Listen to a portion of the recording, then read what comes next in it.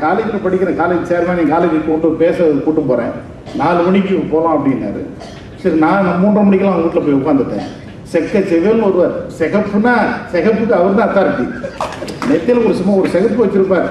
அதனால் நாமெல்லாம் வந்து ஒரு அழகு இல்லை, நம்ம கற்பனையே பண்ண முடியாது, அழகெல்லாம் சொல்லக்கூடாது, அவ்வளோ அழகாக இருப்பார். அந்த வேட்டியை தூக்கி கட்டிக்கணும். சரி போகலாமான்னாரு. எந்த ஊர் அப்படின்னாரு. என்னை பார்த்த உடனே, ஐயா நான் வந்து, நீ என்ன சவுத் ஆர்காடு நினைது? ஐயா எப்படியா கண்டுபிடிச்சிக்கணும், நீ கருப்பாக இருக்கும் போதே தெரியுமே.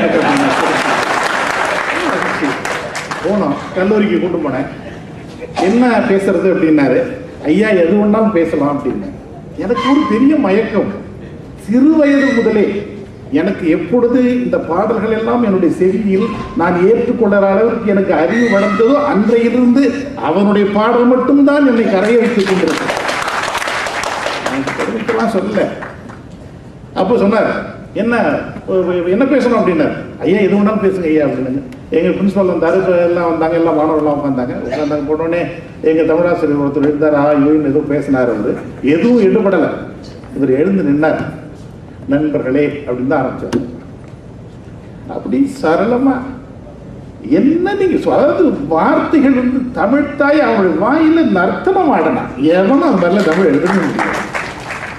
அது மாதிரி என்ன சொன்னாரு, கடலிலே கிடக்கிற மீனை கரையிலே தூக்கி போட்டால் கரையிலே இருக்கிற மனிதன் சாப்பிடுகிறான், கரையிலே இருக்கிற மனிதனை கடலிலே தூக்கி போட்டால் கடலிலே இருக்கிற மீன் சாப்பிடும். சின்ன விஷயம் இது, ஒரு சின்ன விஷயம் தான், ஒரு பெரிய விஷயமே இல்லை. அதே மாதிரி நான் கிழக்கு நோக்கி செல்ல வேண்டும் என்றுதான் அந்த குதிரை மீது ஏறி உட்கார்ந்தேன். அந்த குதிரையோ மேற்கு நோக்கி சென்று கொண்டிருக்கிறது. அப்படி ஒரு வார்த்தைகள் அப்படி இப்படி வராது.